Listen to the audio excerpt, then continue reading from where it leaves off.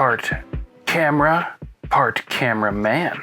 I'll call it man camera, or we can call it by its real name, the tail air. This is from OBSBOT, as you can see here, and this is a PTZ camera, which does all that stuff.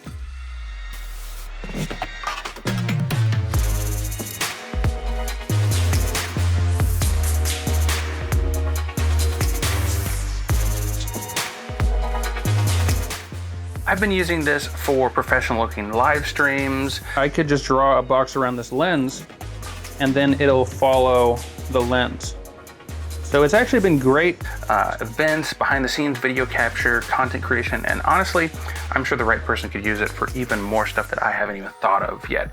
And by the way, when I say it's AI powered, it's not like the bad type of AI that's eventually going to steal my job and ruin the world. I mean, it's actually using really cool and helpful stuff like AI subject tracking and some gesture control, so you don't even have to use their great app or remote to use this thing. But before we get too into it, I do want to say that OBSBOT did send this out and are sponsoring this video. So yeah, while the fancy tracking and AI and all that stuff is really useful, they didn't really skimp on the actual camera quality either, with really solid 4K 30 video recording and a bunch of editable settings. And it's such an interesting and thoughtful design. It's fairly small, only one single button on it to power the thing up, but there's a lot more going on here than you might think. We've got, of course, a micro SD card for internal recording, not just live streaming, USB-C for power, and it actually comes with a splitter, which lets it have multiple functions, unlike basically every other camera USB out there,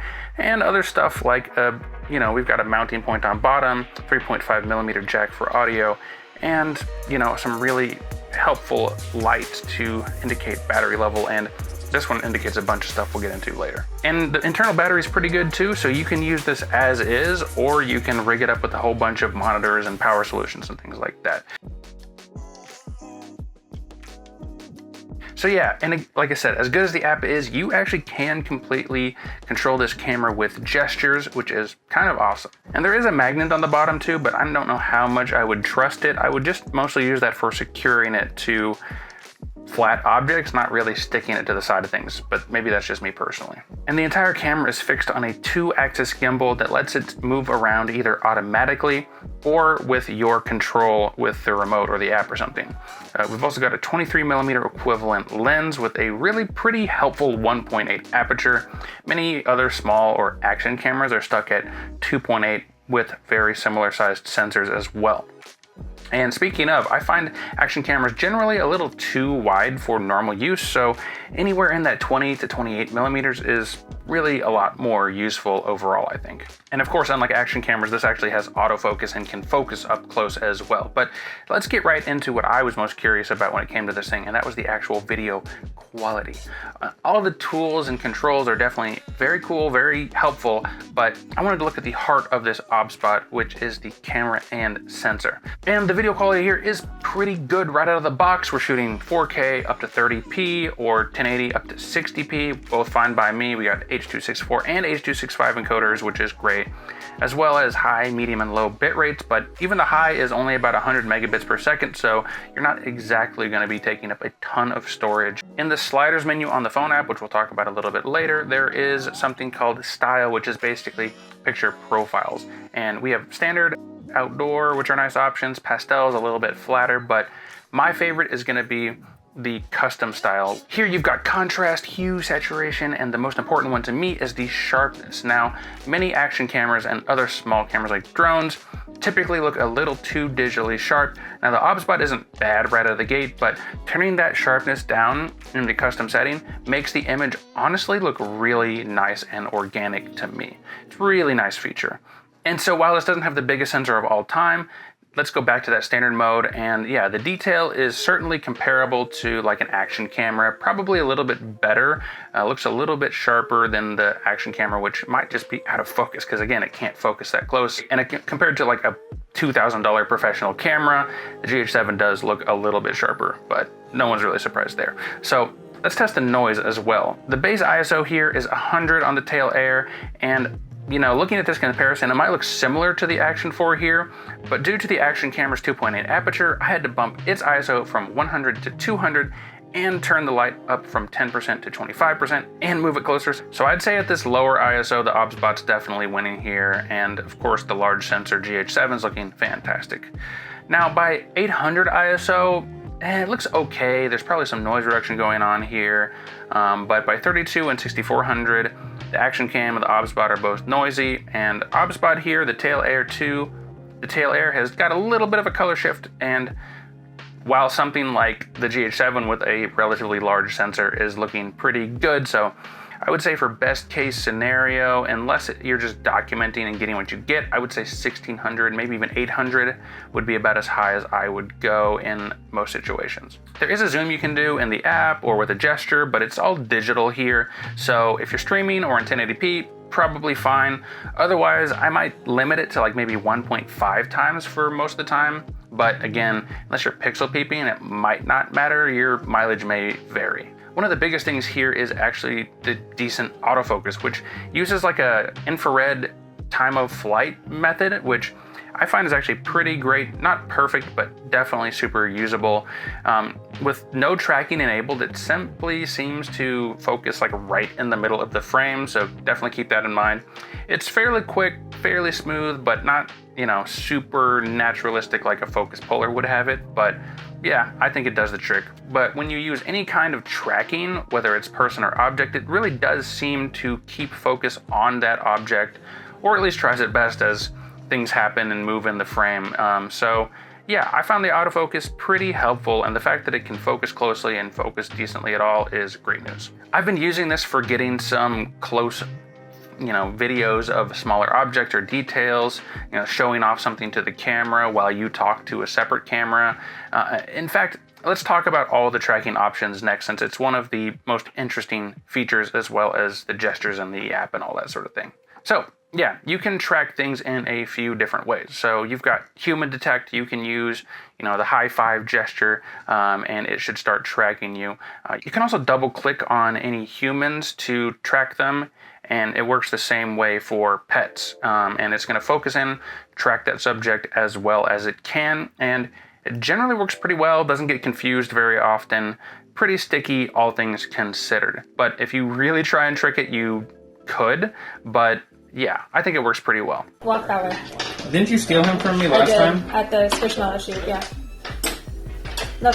It's also great too because you can enable a slow, medium, or fast tracking. So if you're showing off an object or just doing a live stream, maybe put it on slow or medium. If you're doing something like sports or dancing or something like that, maybe turn that up to fast. Oh, and let's go over the rest of the gestures really quickly. So we talked about the high five for human tracking on and off, but you can also do an OK sign to start and stop recording, an L for zooming, and sort of like a double L, one with both hands to do a dynamic zoom, but I never got that one to work super well. And then the mode I've been using a lot for those close detail shots or showing off objects in a YouTube video is the object detection, which allows you to draw a square around an object and, you know, like a camera or a lens, and the tail air will follow that around. It's great for building a camera rig or showing off a lens, things like that. And it really just gives you a nice dynamic shot, in my opinion, on whatever you're working with.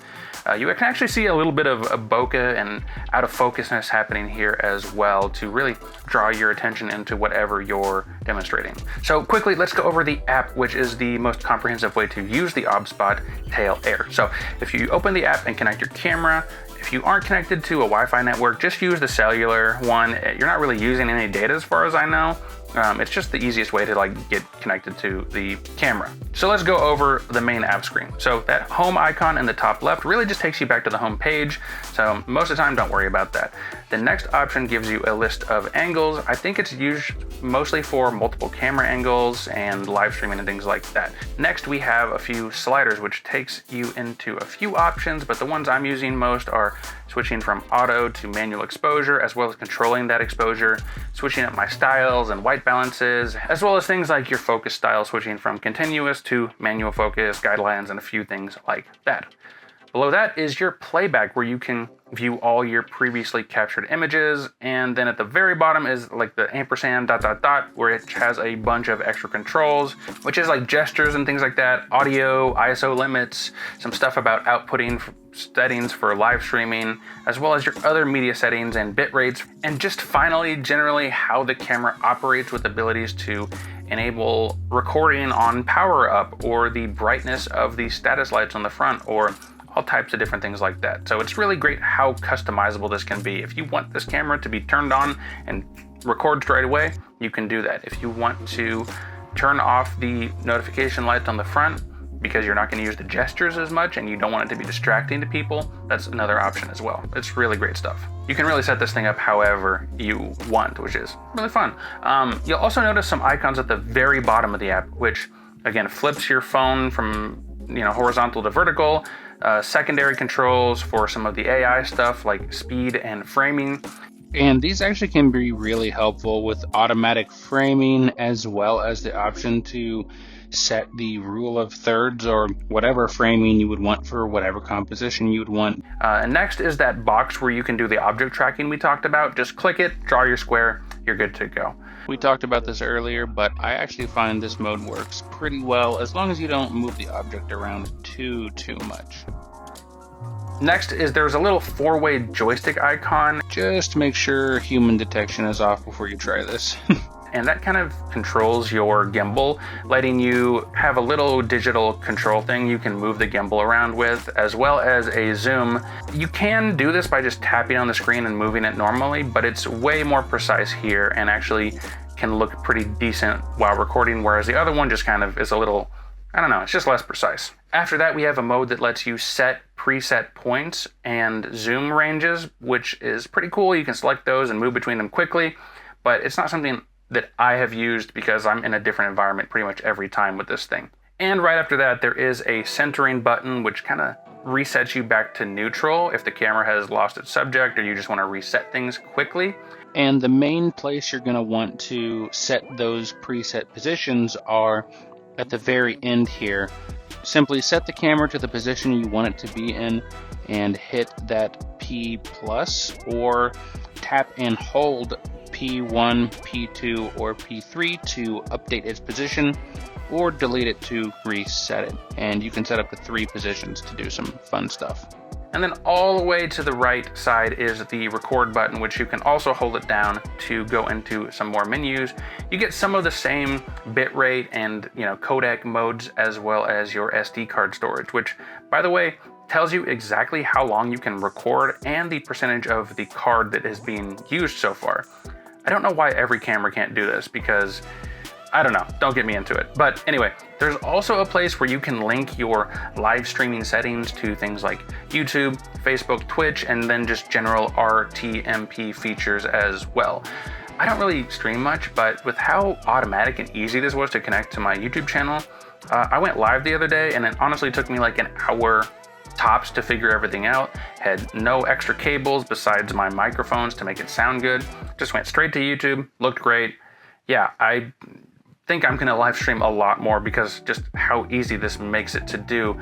Capture cards and extra connections and things like that. All you need is the OBSBOT and a phone, which is pretty great. There's also plenty of available accessories and things you can use to rig this thing out if you really want to.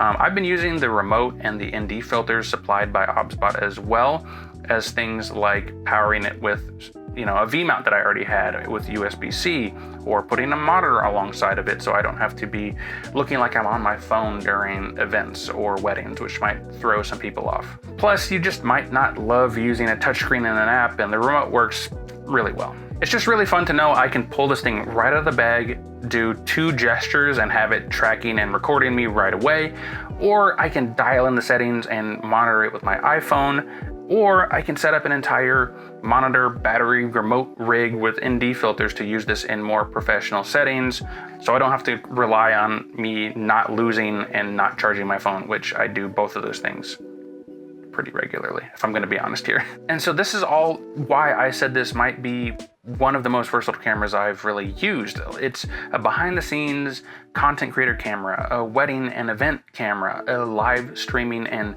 switching camera, and I could think of dozens of other scenarios that I would want to use this in, or that other people potentially might want to use this in. Filming themselves dancing or skateboarding or whatever. And the fact that this still has decent video quality and shoots 4K and all that stuff is just really handy. Like, it's not the best image quality you've ever seen in your life, but for the price, this does a lot and has a lot of just technology packed into it. It's not a cheap camera by any means, but it is, I think, relatively affordable as far as PTZ cameras go, and they have a tail air 2, which is a legitimate video beast with optical zoom and tracking in 4K 60. I would love to try that at some point, but I would say for most people, this OBSBOT tail air is going to be pretty hard to beat when it comes to the price.